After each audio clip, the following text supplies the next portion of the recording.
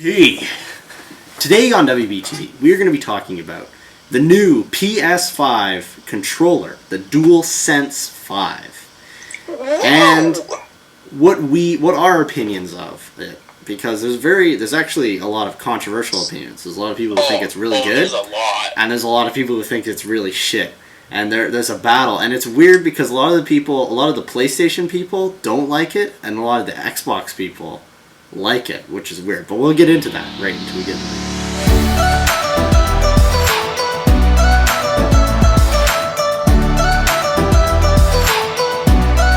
Okay, so PlayStation did a random event where they announced the PS5 controller this week, or I guess it was last week. And so before we get to the actual PS5 controller, let's talk about the older controllers, and then we can compare and contrast throughout the video. So I have with me here every controller from the PS2. So here's the PS2 controller right here.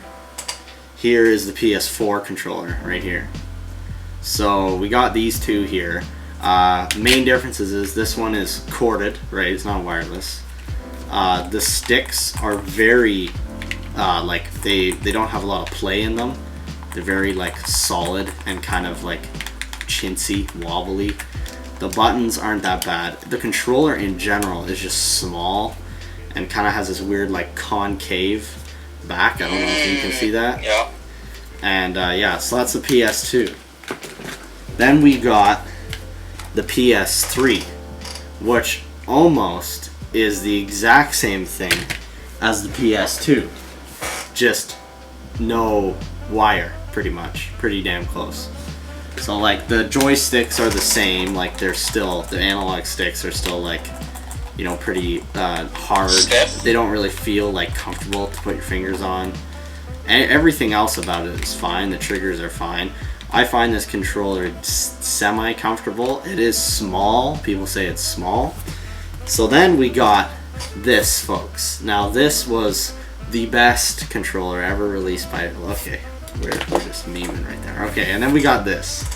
So this is the PS4 Wait, that's controller. like me pulling out a Kinect and being like, this is the most revolutionary gaming technology. Sorry, ghost hunting technology. And this is the PS4 controller. So this was probably the biggest change in controllers since the PS2 from the PS1, right? The PS1 only had one analog stick.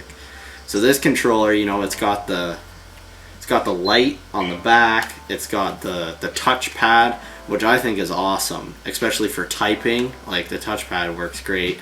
It has X-axis motion, so I can move the controller and it can tell that I'm moving it. Dual shock technology, which is like controller vibrations. Yeah, which was revolutionary when this controller, because the Xbox 360 controller didn't have dual shock.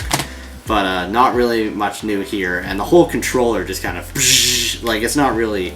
They say it's supposed to be like, oh, sensitive, gives you a different feel. No, it's just like a giant vibration that like rattles the entire controller. Isn't that what they're going for with the PS5 controller? Yes, and then the triggers are the same. The controller's a lot bigger and more comfortable in your hand. I find this controller is, and yeah, they added the share button and all that stuff. So now on the PS5, it's the create button. Yeah. Wade.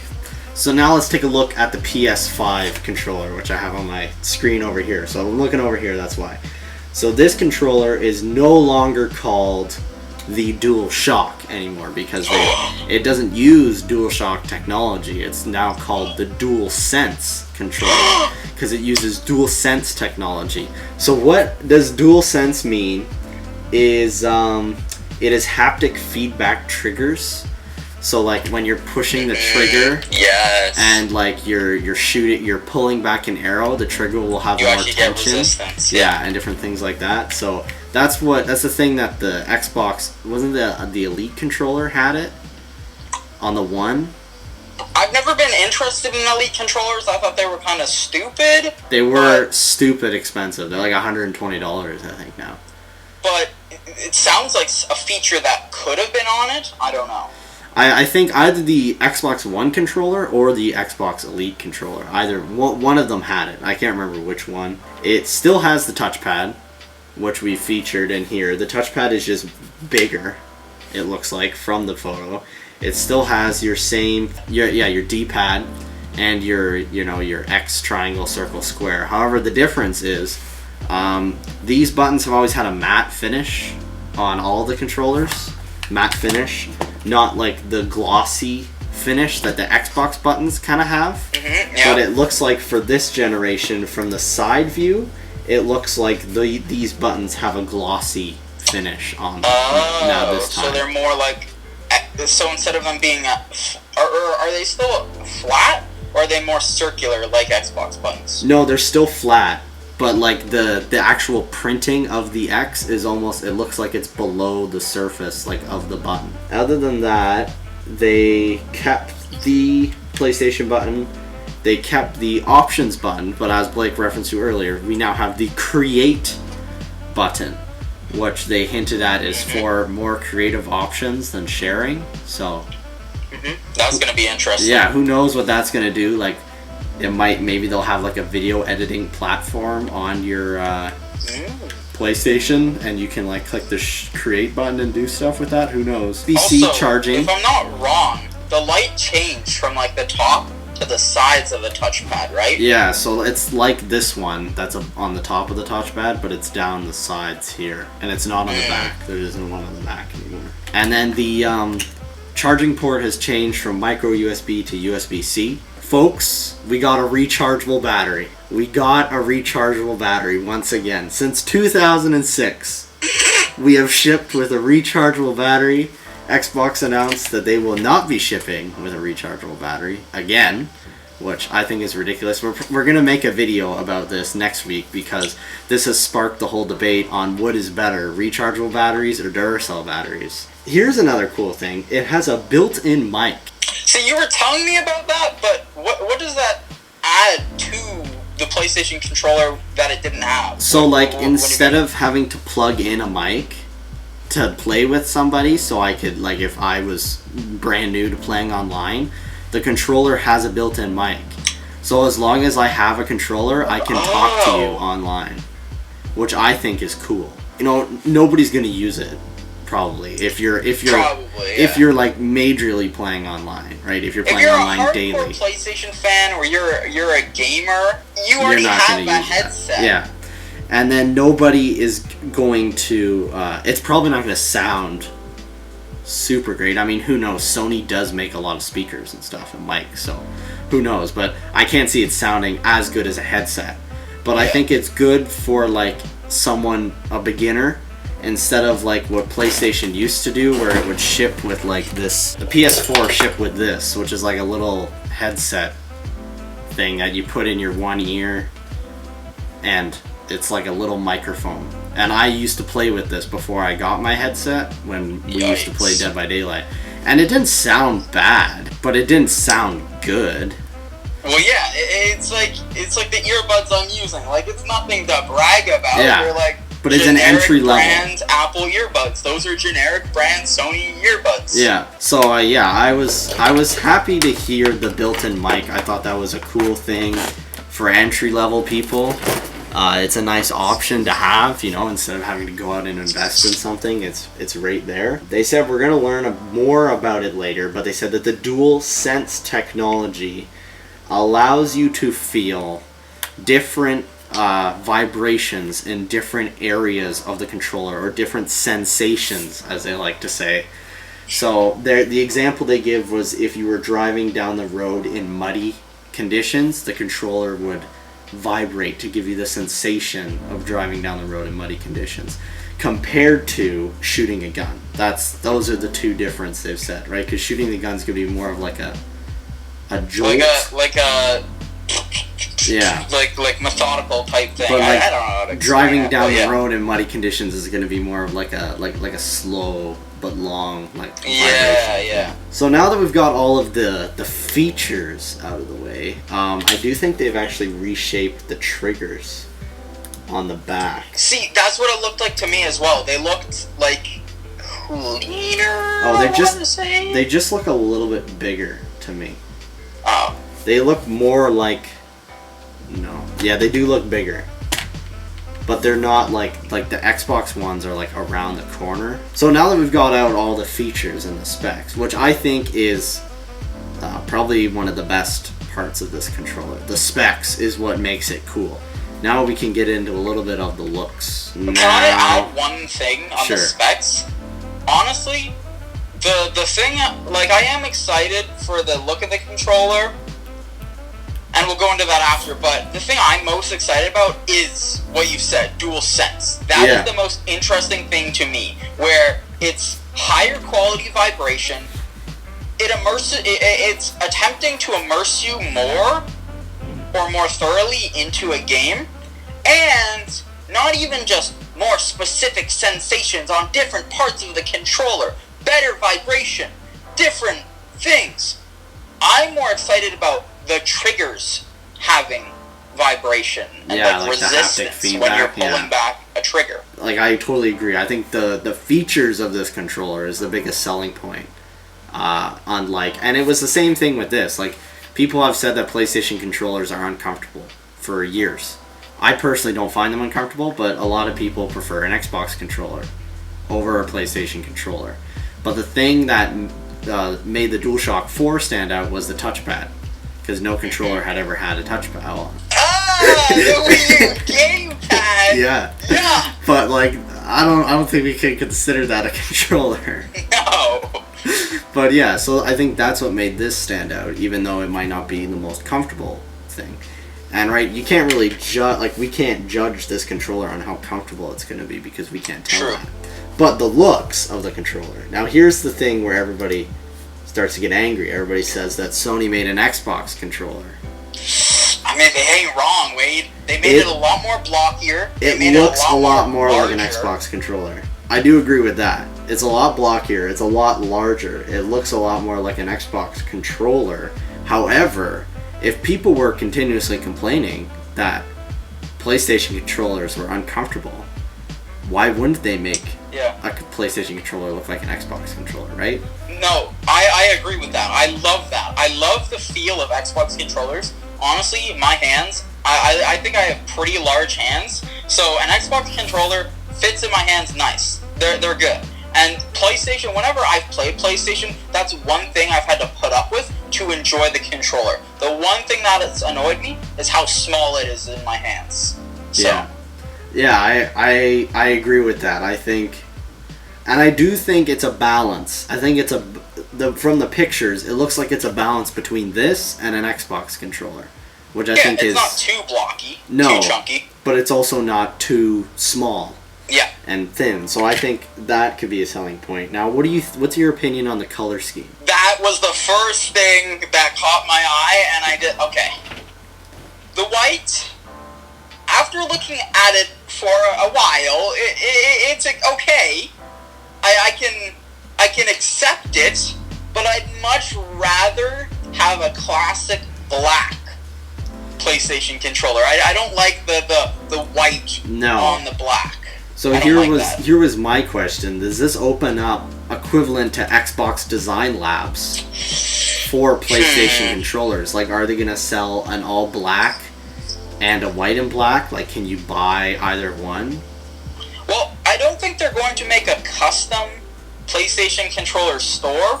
Like, PlayStation, like, I watched a video explaining it about the color, and it made me a little bit more reassured about getting a black controller. I also found artwork alongside the white controller look of it in fully black, and it looks beautiful. Yeah. But, like, with the PlayStation 3 and the PlayStation 4, they've always made different colored controllers, right? Like, you could buy a red, you could buy a blue, so camo as well, I'm pretty sure. Yeah, but I mean, like, compared to some of the Xbox options, the PlayStation options are pretty shit on color-wise. Yeah. But I do think that maybe this kind of look could give you more options. Like, you could have a red and white. I got a controller, bud. I can show off Xbox Color Customization Design Lab controller. So, here, I got my Xbox controller that I custom designed, and I've had for about a year and a half. And basically, instead of the regular classic black, I customized it and I made it a dark purple. And on the back, I don't know how well you can see, but down here and on like the sides and the grips of the controllers, it's like a grippy material, whereas the regular, it's more like sleek, so it stays in your hands better. You can go in and you can customize all of that yourself, right? Yeah. Like you can choose all of the colors, what you want the color of the buttons to be, if you want a matte finish, if you want metallic colors, if you want a special grip on the back, or if you want it flat. Like, all of that is customizable in the store, like you said, whereas PlayStation, it's like, yeah, we got a blue, red, gold, camo. I don't know my opinions on it. It will definitely be different once I use it. It definitely is a change, but I am pretty excited for a lot of the features that it holds. I'm hoping it's a change for the better. Like, I'm hoping it fits well in your hands and feels good. Here, pull up I guess you could put an image on screen of the PlayStation 5 controller compared to this, and then compared to the PS4, right? Yeah. Like, this is a lot bulkier, and that's a lot thinner. So yeah, like you said, I feel like it's all in the bottom part, like down by my thumb, right? Yeah, all down here. Yeah. Like, whereas the Xbox, there's a lot more space at the bottom. I feel like the PlayStation 5 controller, all it did was it, like, added more to the sides, but it didn't add the bulk to the bottom, you know what I mean? Yeah, it almost like it added more to the top, almost, like it came out this way, almost, yeah. Which I like. It looks a little bit bigger, a little bit more blockier, but it's not an Xbox controller, as people are saying. We don't have all the specs on the PS5 yet, but people are claiming that the Xbox One, or the Xbox Series X is faster. Just call it the Zop Box, remember that? Oh yeah, the Zop Box. So the Zop Box is allegedly faster than the PS5. I mean, we don't even know yet. We don't even have stats for the PS5. True. But it would make sense because it's built like a PC. So obviously, it's going to run faster. And we don't even know what a PS5 is going to look like yet. See, like, when I go on, like, Reddit or on YouTube and I see any videos on PS5 or speculating about PS5, I've heard theories and rumors that it's almost like an Xbox 360 versus the PS3 situation. Xbox Series X, it's ready to go. They've got their specs. They've released everything. Yeah. They are ready to release. However, why hasn't PlayStation, in retaliation, as a rebuttal to Xbox releasing all their stuff, why are they waiting so long to release stats on the PS5? But I mean, it's also been complete? It's been like this on every console release, right? Like the Xbox 360 released 2 years before the PS3 came out. It did? Yeah. The Xbox... Wait, I thought the Xbox 360 was rushed to try and beat the PS3, though, and that's the whole Red Ring of Death thing. Yeah, they wanted to launch it before PS3, but it came out in 2005, and the PS3 didn't come out till 2006. Jeez. But that's why, and it took a while for the PS3 to catch up in sales, but it eventually beat it. Or the PS3 was definitely a slow, bugged building of the console. But I do agree, it's weird that we don't even have a picture of what the console looks like. Well, even the controller, it took them so long to release the controller. And it's almost 6 months away from when it's supposed to be on shelves. Wait, people buying didn't we get a console concept, or was that just speculation? It's a leaked image, they say. Oh. But we haven't got an may official. Not even be the console. No. Okay. And people are speculating because of the white and black color scheme that the controller has, if the console itself is going to have a white and black color scheme. This controller is very different.